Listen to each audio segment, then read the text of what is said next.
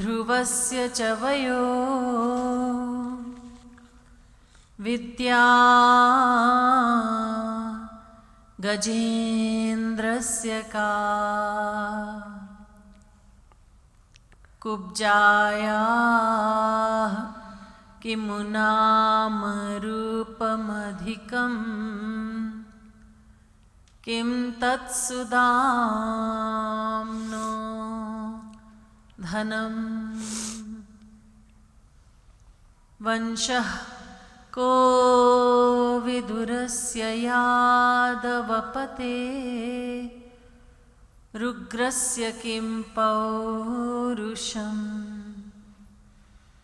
भक्त्या तुष्यति केवलं न च गुणैर्भक्तिप्रियो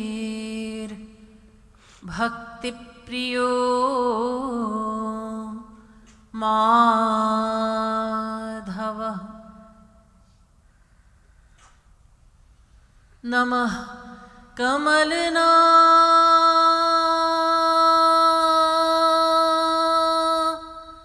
कमलनाभाय नमः कमलमालिने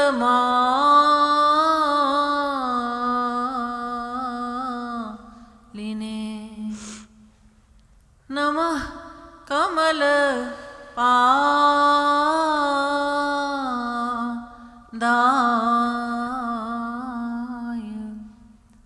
नमस्ते कमलेक्षण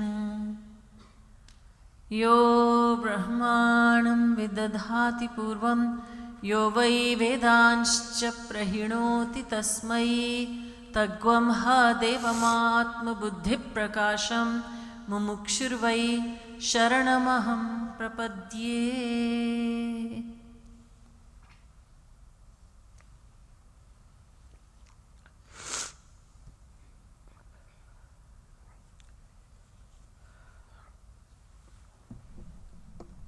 Seekers of eternal truth, let's chant for a few minutes before I begin the discourse. Let's close our eyes in meditation on God as we chant His glorious name.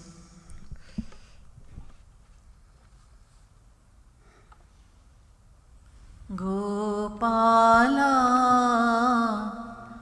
Gopala, Giridhar Govind Gopala, Bhaju Gopala, Gopala,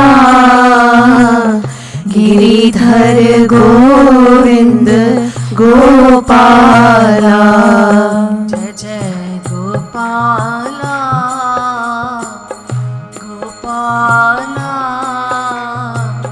Giridhar Govind Gopala, Jai Jai Gopala, Gopala, Giridhar Govind Gopala, Jai Jai Gopala,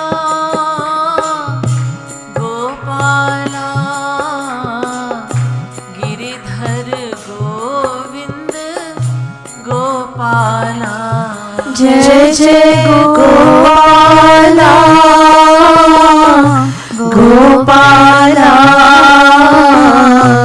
Giridhar Govind Gopala, Jai Jai Gopala, Gopala, Giridhar Govind Gopala, Jai Jai Gopala, Gopala,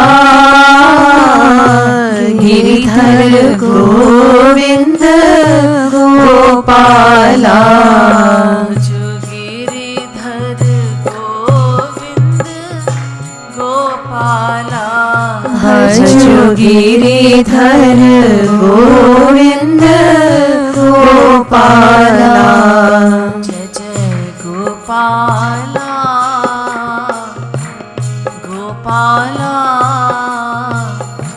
Giridhar Govind Gopala जय जय गोपाला गोपाला गिरिधर गोविंद गोपाला जय जय गोपाला गोपाला गिरिधर गोविंद गोपाला जय जय गोपाला गोपाला गिरिधर गोविंद गोपाला जय जय गोपाला गोपाला गोपाला गिरिधर गोविंद गोपाला जय जय गोपाला गोपाला गिरिधर गोविंद गोपाला जय जय गोपाला गोपाला गिरिधर गोविंद गोपाला जय जय गोपाला गोपाला गिरिधर गोविंद गोपाला जय जय गिरिधर गोविंद गोपाला जय जय गिरिधर गोविंद गोपाला जय जय गिरिधर गोविंद गोपाला जय जय गिरिधर गोविंद गोपाला जय जय गोपाला गोपाला गिरिधर गोविंद गोपाला जय जय गोपाला गोपाला गिरिधर गोविंद गोपाला जय जय गोपाला गोपाला गिरिधर गोविंद गोपाला जय जय गोपाला गोपाला गिरिधर गोविंद गोपाला जय जय गोपाला गोपाला गिरिधर गोविंद गोपाला जय जय गोपाला गोपाला गिरिधर गोविंद गोपाला गोपाला गोपाला गिरिधर गोविंद गोपाला जय जय गोपाला गोपाला गिरिधर गोविंद गोपाला जय गोपाला गोपाला गिरिधर गोविंद गोपाला जय जय गोपाला गोपाला गिरिधर गोविंद गोपाला गिरिधर गोविंद गोपाला जय जय गिरिधर गोविंद गोपाला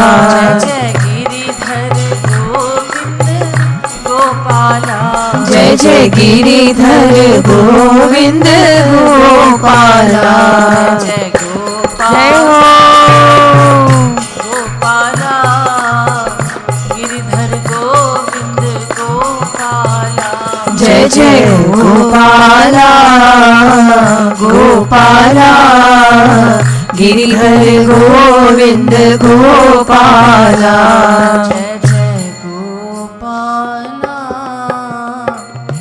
गोपाला गिरिधर गोविंद गोपाला जय जय गोपाला गोपाला गिरिधर गोविंद गोपाला। बोलिए श्री राधा कृष्ण भगवान की जय। जगत गुरु तम श्री कृपालु जी महाराज की जय। Devotional listeners, now I humbly request your full attention. My topic this evening is about grace and surrender. We hear both these words. We talk about God's grace, we hear about it. We also hear about surrender, we hear the word surrender. But perhaps we don't know exactly what they really mean, what these words really mean. The scriptures are filled with references to grace and surrender. Kripa and Sharanagati in Hindi and Sanskrit. Kripa, grace, Sharanagati, surrender. These concepts are not only in Sanatan Vedic Dharma, Hinduism, but in all religions. Our scriptures tell us, the Vedas and Vedic scriptures tell us, that we cannot reach God using our self-effort. Sadhanau ghaira nasangaira labhya suchiradapi. Bhakti Rasamrit Sindhu. There is no sadhan, there is no method through which, employing which you can know God. Naham vedairna tapasa. Naham vedairna tapasa nadanena na chejaya. The Gita also says, in the Bhagavad Gita, Sri Krishna says, you cannot attain me by doing charity or by performing Vedic ceremonies and rituals. You cannot attain me through any method. Then is the situation hopeless? Can we never reach God? Not at all. We can certainly reach God. The Vedas tell us, and the Vedic scriptures tell us that we can reach God, but not through our efforts. When we exhaust all our efforts, when we throw our arms up in the air, when we say, I have no strength, I have no knowledge, I have no devotion, I cannot get to you, then God graces. God has to give us His grace in order for us to know Him. How can we know Him otherwise? Some say, well, God is available through the scriptures, is He not? We can read the Vedas and Vedic scriptures, we can read the Purans, we can read the Bhagavad Gita, Ramayana. There are so many scriptures that we have at our disposal. What about reaching God through the scriptures? Well, the problem here is that we have a material mind and intellect, a mind which is controlled by God's deluding power, Maya, and God's words in the scriptures are divine. They are not ordinary words. Sri Maharaj Ji used to say, Ye Shastra Ved koi tota maina ki kahani nahi hai. These are not storybooks, he used to say. These are divine words, the words of the Vedas and Vedic scriptures. We may think we understand, but we don't. The words seem to mean one thing, but the meaning is something totally different. With our material mind, we cannot, and intellect, we cannot understand, we cannot know the real meaning of the scriptures. It is only someone, a personality with a divine mind can read scriptures and understand them. And when he's divine, he doesn't need to read the scriptures. He knows them anyhow, without reading them. So we ordinary people with our material intellect, we cannot understand the scriptures.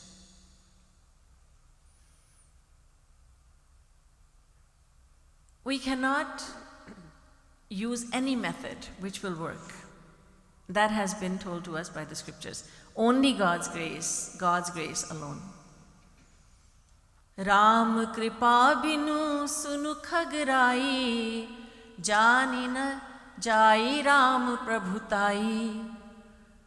In the Ramayana or Ramcharitmanas of Tulsidas ji, it is said that without God's grace, without Ram's grace, Ram, Bhagwan Ram, cannot be known.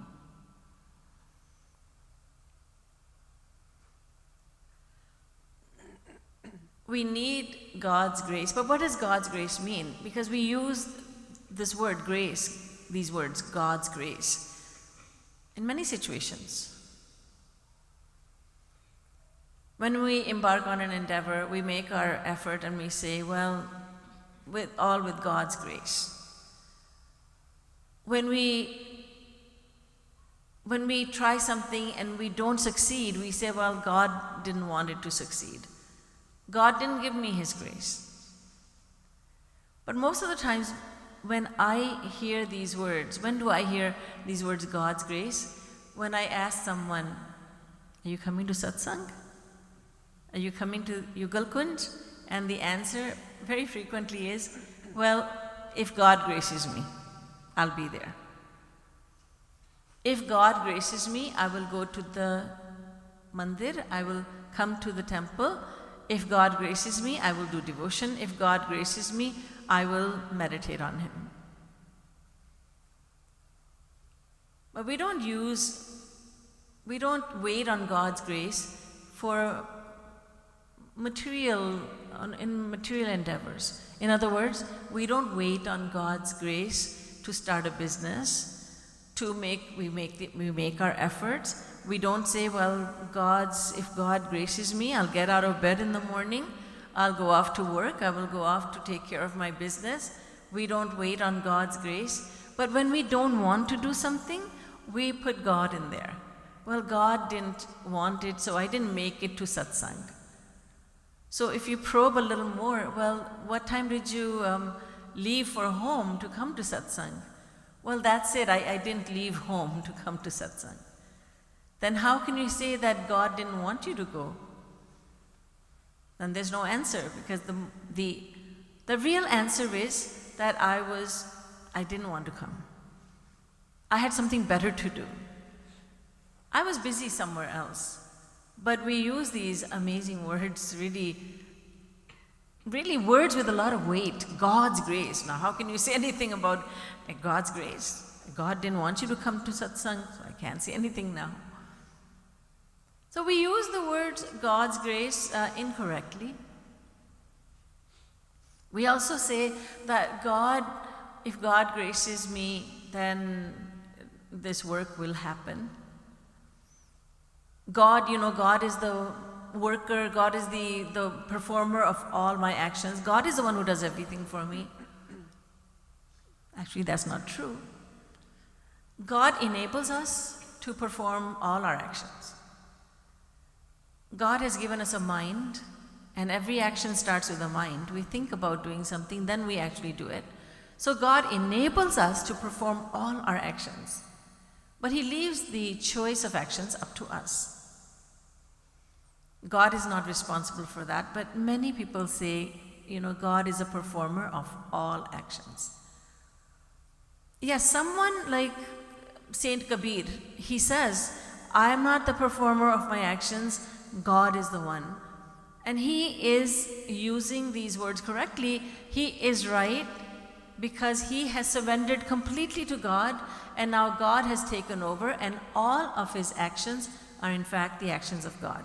So a saint, one who has surrendered fully to God, he says, I am not the doer, God is the doer. And he's right. But when we use these words, we're not using them correctly. We should not be using these words, that God is the performer of all my actions. We haven't allowed Him to perform our actions for us. We have not surrendered to Him.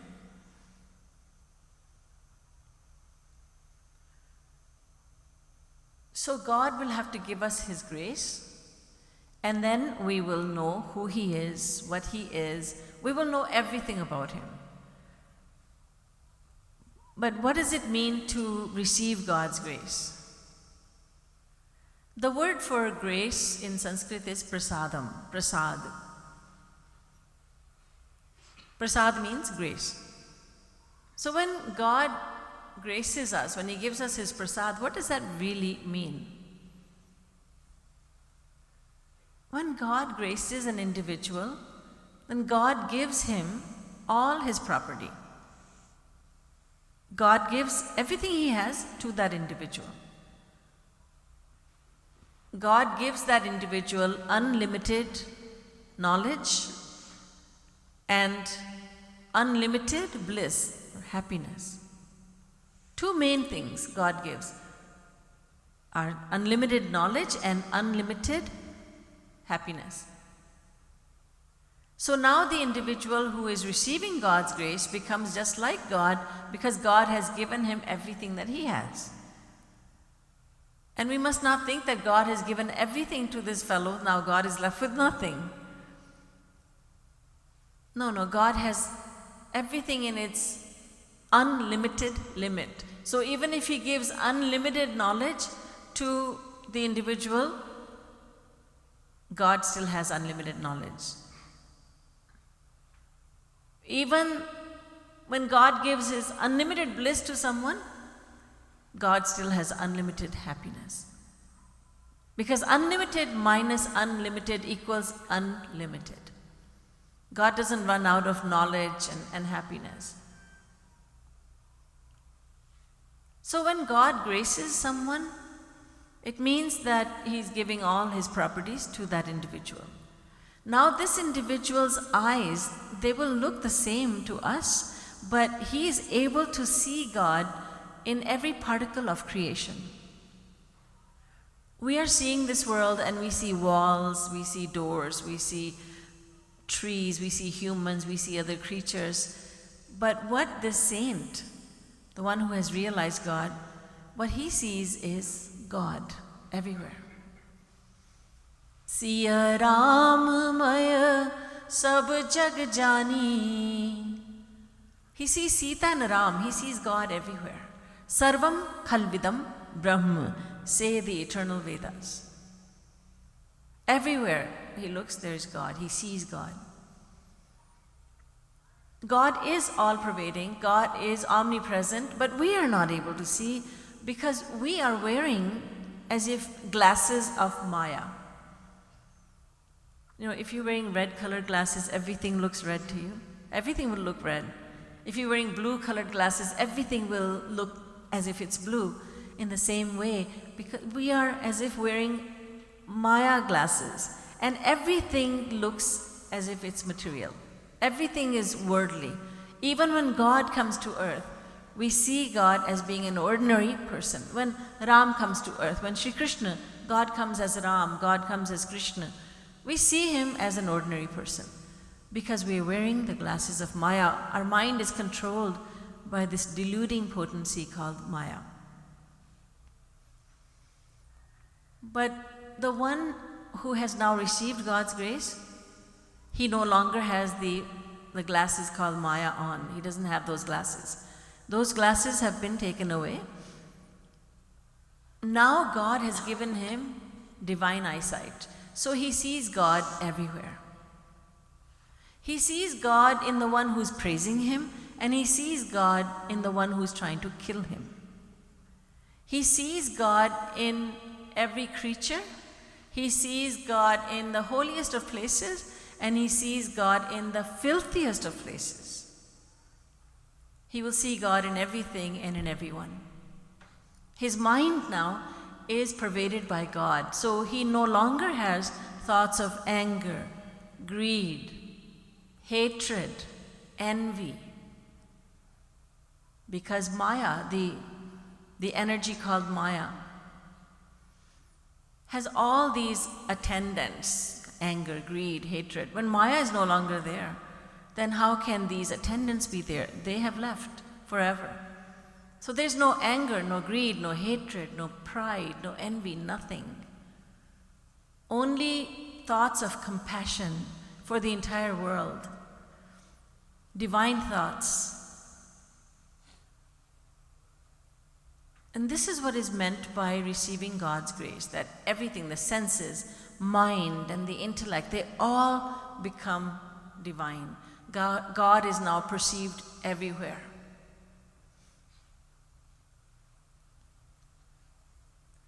Now we hear that God is causelessly merciful. Binu hetu sanehi, akaran kripalu. He bestows His grace without any conditions attached. His grace is unconditional. Saint Tulsidas says in Vinay Patrika, Aisa ko udar jag mahi, binu seva jo drave deen par, Ram saris ko nahi, aisa ko udar jag mahi. My Lord is merciful, causelessly merciful. Binu seva jo drave deen par. He bestows grace unconditionally. But then our question is, why have we not attained His grace? If His grace is given unconditionally, then why did He not grace me? Why don't I have a divine mind, a divine intellect, divine senses? Why? I don't understand. Why? Well, the scriptures give us the answer to that question. They say that God is indeed causelessly merciful. At the same time, they say you've got to surrender to Him.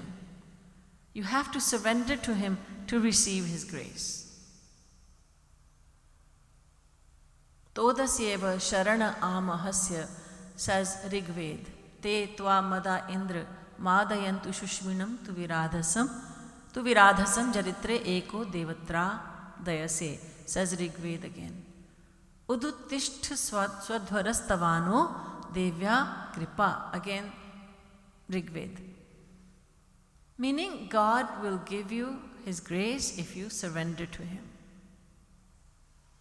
Mamekameva sharana matmanam sarvadehinam yahi sarvatma bhavena yayasyahi kuto bhaya. Bhagavad Puran,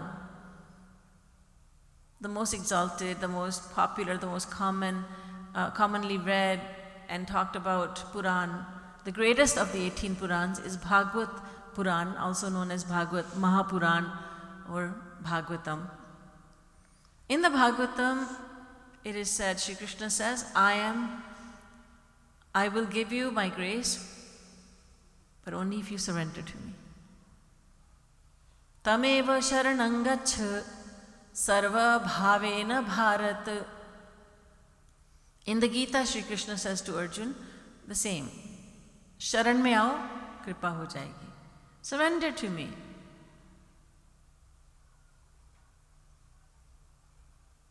At so many places in the scriptures, God has said, surrender to me and I shall give you my grace. So we try to surrender to Him. Not knowing how to surrender, we perform ceremonies while reciting words that have similar meanings, such as, I surrender to you, kindly forgive me, forgive all my offenses. We say to God, I am surrendered to you. Shri Krishna sharanam mama. You are my only shelter, I surrender to you. We say to God in so many different ways, in so many different languages. We kneel down before God, we prostrate ourselves fully before God. I'm surrendering to you. Dandavat pranam, meaning dande ki tarah let jana. The whole body is laying flat on the ground and we are doing dandavat pranam. We are prostrating before God. And what we are thinking is, I'm surrendering myself. But As the Bible says, kingdom of God is not in words. God is not impressed with our words. God is not impressed with our ceremonies and rituals. God doesn't say, wow, you're laying down so nicely. Just like a dandavat pranam you're doing to me. I'm pleased with that. God is not about anything physical. He does not look at anything that we do physically.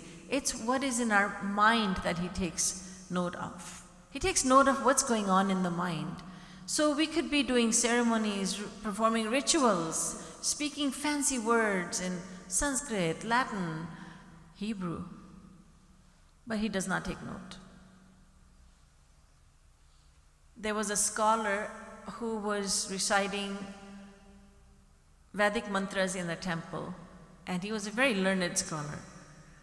And the scholar saw a very poor man who was wearing rags, and he was praying to God also. He was reciting a Sanskrit shlok. But the scholar noticed that the pronunciation was totally wrong. And he scolded this man. He said, "You're not speaking proper Sanskrit. And if you don't know how to speak it properly, why speak it? You should not be doing this. This is an offense." Because you see, this devotee, the poor man, he was saying to God, "Ramaya Namah, oh Ram, I bow to you. Krishnaya Namah, oh Krishna, I bow to you. Vishnaya Namah, oh Vishnu, I bow to you." But the scholar said, "Oh, you don't know Sanskrit. It's supposed to be Vishnave Namaha, not Vishnaya Namaha. You don't know how to conjugate properly." So the learned scholar is scolding the illiterate man, but God is saying, God is thinking, I am very pleased with this man, because even though he does not speak proper Sanskrit, yet he is speaking to me from his heart. He has tears in his eyes, and that's what I take note of. I don't care about correct pronunciation of Sanskrit verses. It doesn't matter to me. So we try to surrender to him through physical ceremonies, rituals, and through physical words.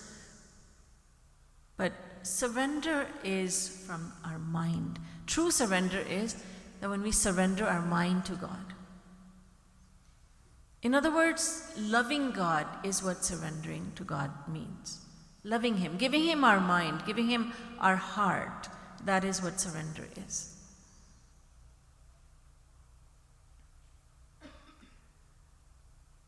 We can speak to him in any language. We can speak to him in Hindi, Punjabi, Gujarati, Marathi, Bengali, English, French, Spanish, any language. God is not about language. Bharat mein hota na bhashavad. People from the south of India will not speak Hindi. People from the north of India will say, no, we must speak Hindi. So there's language wars. But God is not involved in any of that. He understands every language, but mainly he understands the language of the heart, and we must speak to him from the heart. So surrendering to God, meaning giving God our mind, our heart. God says, just surrender your mind to me. Surrendering the mind means don't do anything, just surrender your mind. Obey my instruction. I will tell you what to do. You do that. You see, because some people say, if God is causelessly merciful, why is he asking me to surrender? That's a condition, isn't it? Surrender first, then I'll grace you. But God says, do you know what surrender means? Surrender means to do nothing. Let's say two countries are at war with one another, and one country surrenders to the other. So the troops, they put up the white flag, they put up their hands, I surrender. We surrender. We are at your mercy. In other words, we will not fight anymore. We will not use our weapons. We are at your mercy. Even in the world, when we talk about surrender, it means that we do nothing. Someone declares bankruptcy. It means I cannot fulfill my financial obligations. I surrender. I put up my hand. I cannot do this. So I'm at your mercy. I'm at the mercy of the court. surrendering to God means doing nothing, because it is the mind that performs all our actions, and God says, give me your mind and I will take over. I will take over as the driver of your life car. You don't have to do anything. I shall do everything for you. And this is why Kabir Das Ji says, Jo kare so hari kare, hot Kabir Kabir. All the works of Kabir are in fact the works of God. So we cannot attain God using our own efforts. We need to have God's grace, and God's grace is the one who surrenders to Him, and surrendering to God means giving Him our mind. And mind is the performer of all our actions. So in fact, there is no condition behind attaining God's grace. He truly is causelessly merciful. So why have we not attained His grace? Why haven't we surrendered to Him then? So Shri Krishna tells us in the Gita, Namam dushkritino mudha prapadyante naradhama mayaya prahitagyana asuram bhavamashrita. Shri Krishna says, Arjun, there are 4 kinds of individuals who fail to surrender to me. Number one is the person who is completely ignorant of who God is. He's completely ignorant about God's instructions. He does not keep God in mind at all. He lives his life thinking life is all about eating, sleeping, getting an education, getting married, having children, earning money, keeping some money in the bank, spending some money, going on a vacation once in a while, and then dying one day. Shri Krishna says this kind of individual is like there are goats in the slaughterhouse. One goat is being slaughtered, getting its head chopped off, and the goat right behind this goat that's being slaughtered is just happily munching on grass, not aware that its end is very near. So is the individual who happily goes about in the world, not understanding, not realizing that life is coming to an end very soon, and everything that he strived for, everything he has accumulated will be left behind. Shri Krishna says, the fool will not surrender to me. Namam dushkritino mudha. Mudha means fool. So there's a fool who has nothing to do with God. Secondly, naradham. This is the individual who has heard about the scriptures, he has listened to lectures, he has done some devotion, but he's not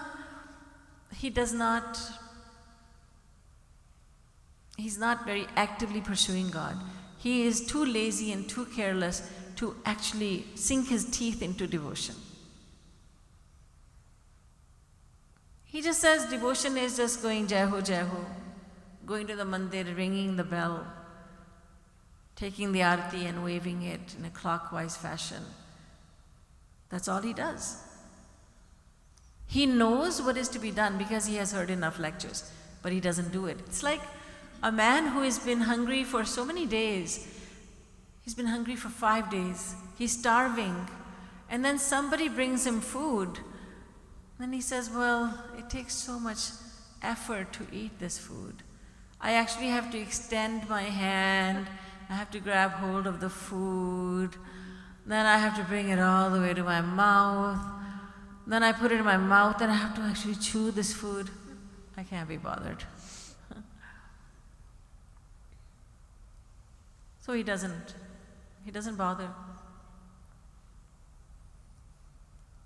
Naradham. Then number 3 is the individual who has lots of doubts about God. No matter what he hears about God, he'll put a doubt there. He'll insert his doubt.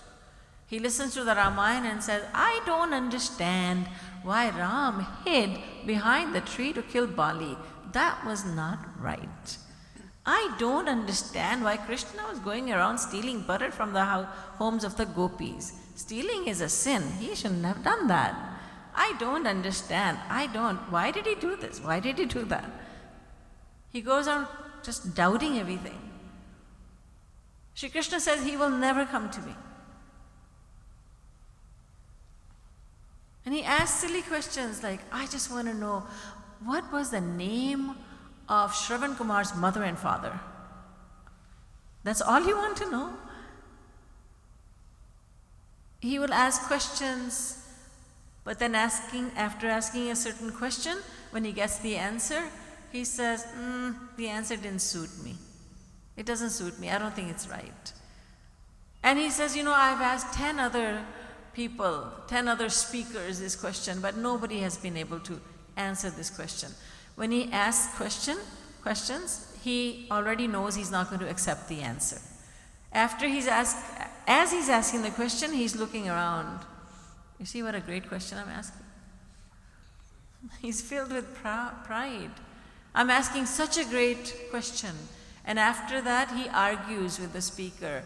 No, I don't think this is the right answer. So his questions are not born of a humble and inquisitive mind. They're born of a doubting mind. So he has lots of doubts. Shri Krishna says, Sanchaya Atma Vinashyati, Bhagavad Gita. The one who has doubts will definitely fall from the spiritual path. He cannot remain on the path. Because the works of God are divine, and he's trying to judge them using his material mind. One day I was talking about Yoga Maya Shakti. God and godly saints have a power called Yoga Maya. And with this, what this power does is that it allows God and godly saints to remain divine on the inside, all the while performing works of Maya, ordinary material works on the outside. So these divine saints who grace this earth from time to time, divine messengers of God, they get married, they have children, they are sometimes kings, like King Dashrath, King Vibhishan, King Janak. They declare wars on other kings. They are performing all sorts of actions. So it makes them look like they're worldly people, but they are working with the power called Yoga Maya. So the third type of individual who does not surrender to God is the one who has lots of doubts. And finally, Shri Krishna says there is the individual who not only does not go towards God himself, he tries to stop others from going towards God also. He will try to put doubts in people's minds. Oh, so you're worshipping Krishna, are you? Sit down with me. You have an hour or so? Let me tell you who Krishna is. He was just a trickster. He was just a yogi. He used to trick people. Oh, he's not God. You're practicing devotion to Krishna? No, this is not good. And he thinks it's his mission to, quote unquote, enlighten people. In fact, he is so much in the dark and he tries to dissuade others from going towards God, which is the biggest sin of all. To stop someone from going toward God is the biggest sin. Because the purpose of our existence is to know God, to love God, and to reach God.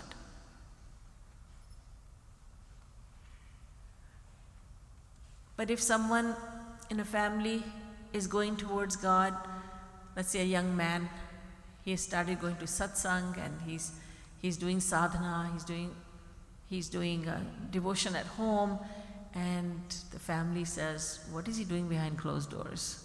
Where is he going? And he's looking like he's going to leave home any day now. He has no intention of doing that, because you don't have to leave home to do devotion, but they already are getting very worried. He's going to leave home, you'll just see.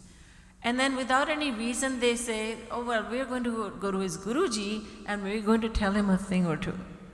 What did Guruji do? Guruji told the same thing to hundreds or thousands of people. But someone understood the message and he is bringing devotion into his life. This is not the fault of Guruji, that this person's sanskars are such that he understood the message. People say, Radhe Radhe, at this young age? What is the age, right age, to practice devotion?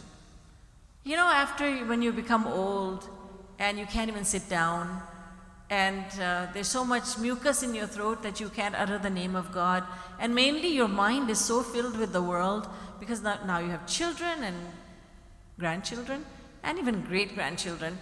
The area of attachment has become so vast, then you go ahead and try to think about God. That's the right time. When the mind won't even allow you to think about God. Angangalitam palitam mundam dashana vihinam jatam tundam vriddho yati grihitva dandam tadapi namunchatyasha pindam bhaj govindam govindam bhaj mudhamati. Adi Shankaracharya says, when old age comes, with the advent of old age, the body becomes very weak. There are no teeth left in the mouth, no hair left on the head. The legs become wobbly, and he cannot walk without the help of a cane. So the body is deteriorating, but there's something within that is becoming younger and younger. And that is desire for the world. The body is becoming older and older, and the desire for the world is getting younger and younger. What a dangerous combination. And so many people in the world, most of the people in the world say that is the right time to start practicing devotion. But tritiyena tapastattam chaturthe kim karishyati. If we have not practiced any devotion in the first 3 stages of life, how are we going to suddenly become devotees of God in the 4th and the final stage, old age? You know, it takes a long time to develop a good habit. And devotion to God, that is the best habit. It takes a long time to bring God into the mind. It takes lots of efforts. Lots of efforts. It takes no effort at all to bring the world into the mind. It takes no effort at all for us to think about the world. But if we are asked to think about God, it's very tough. The mind says, no, I'm not interested. I'm not interested. So it takes a long, long time. We need to start in childhood and continue in youth, continue in middle age. Then we can become devotees of God, even in old age. There's so many misconceptions. A lot of people have, they speak with such authority. You know, ye baal dhoop mein safed nahi hue hain. You know, I didn't get this gray hair just by sitting in the sun. You know, I have lots of experience. What experience? What is your experience telling you? My experience tells me that your childhood and your youth, you just need to just be in the world. And in your middle age, well, you have family now, you need to carry the burden. And in your old age, then nobody will want to talk to you, nobody will want any advice from you, people will reject you, then you turn towards God. But why would the mind turn suddenly towards God? How? I will tell you a personal anecdote. I was living in someone's house. I'm always staying in somebody or the other's house. And the family, the children had gone to school, and the husband and wife had gone to work. So the husband's mother, very elderly mother, was at home, and I was there. So she asked me, she said, Bitiya, put on the TV for me. I said, all right, Mataji. And she said, in those days we had the VCRs, VCD, the tapes, videotapes. And she said, can you put in a videotape? And I said, I'll put the Ramayana or Mahabharata. And she said, no, those give me a headache. I said, what would you like to watch? No, she didn't want a video. She wanted to turn on the TV. And I said, what is there on TV that you would understand? Because she didn't understand English. She said, I want to see Days of Our Lives. And I said, but what would you understand from that? Ramayana, Mahabharata, she does not want to watch because watching them gives her a headache. And she wants to watch a serial. And I asked her, Mataji, what will you understand? And she said, I don't understand English, but I can understand the expressions. They are in a loving mood, or they're angry with one another, they're fighting now, and it's like real life, so I enjoy that. Her son and daughter-in-law said to me, you know, wherever Mataji goes, she starts creating fights and quarrels between family members. That's, oh, now I understand. She wants to see that on TV as well. So the mind doesn't immediately and spontaneously start taking interest in God. But many people will tell you that. So Shri Krishna says there are 4 kinds of people who will not surrender to him. Now where do we fit in? Because we think, okay, I'm thinking I'm not surrendered to God. Why have I not surrendered? What kind of person am I? Which category do I fall into? And I believe that we fall into the second category. We do know the category called Naradham. We do know, we have certain amount of knowledge about God. But we are too lazy, we're too careless, we are procrastinators.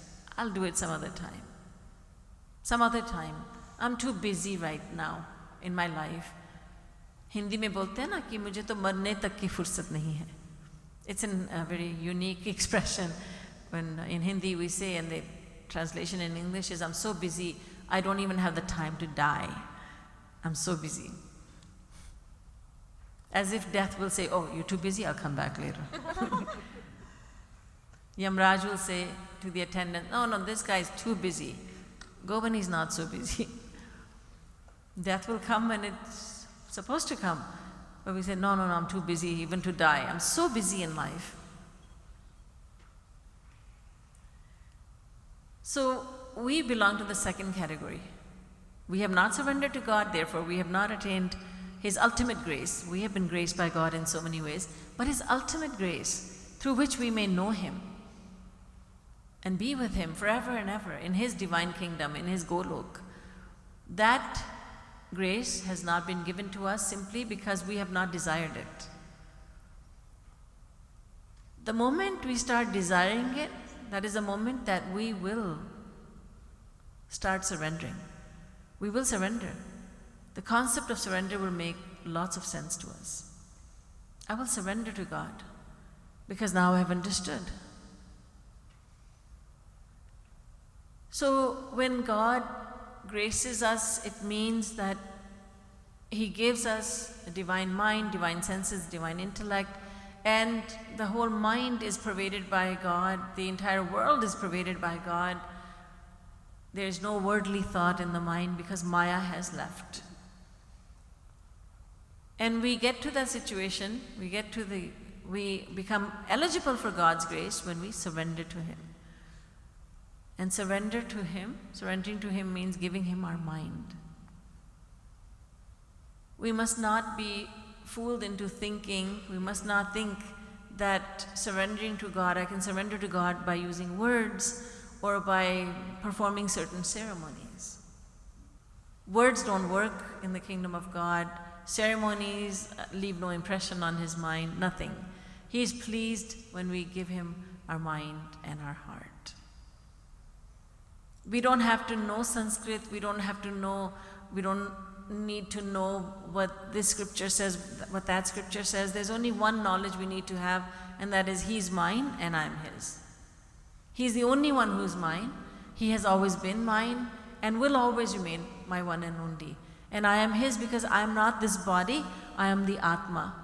And the Atma is a part and parcel of God. That's who I am. I am the Atma.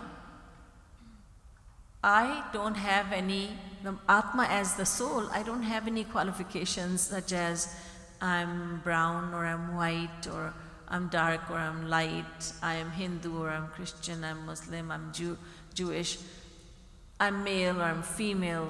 The soul is none of this. The soul is neither male nor female.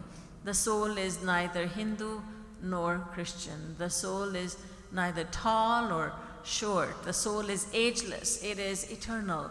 It was always in existence. It will always remain in existence. We are that soul. We have taken unlimited, uncountable births, one after the other, one after the other.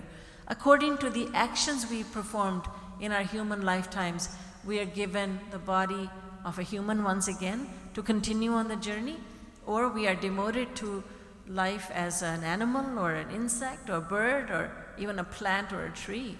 These are all living creatures. It's all very systematic. God gives us the body that we are deserving of. This time around, we have received the best body of all, the body of a human. We are so blessed. We are the most fortunate. We have this opportunity to reach God in this very lifetime. Following the instructions of the Guru. Because you see, before you surrender to God, you need to surrender to a Guru. How can we surrender to God? Who will teach us how to surrender to God? This lecture that I'm giving, this talk that I'm giving, it is only being given because Jagat Guru Shri Kripaluji Maharaj has given it to me to share. It's not from my own mind.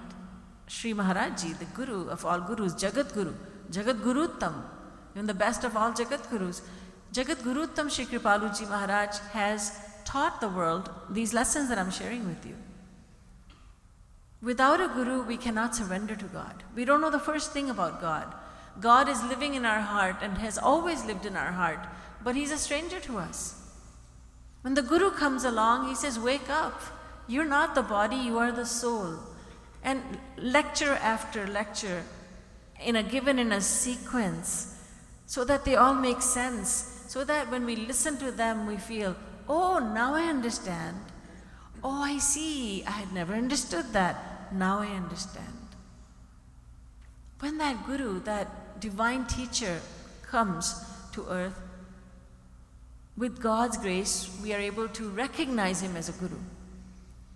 And then, with his grace, we start learning about God.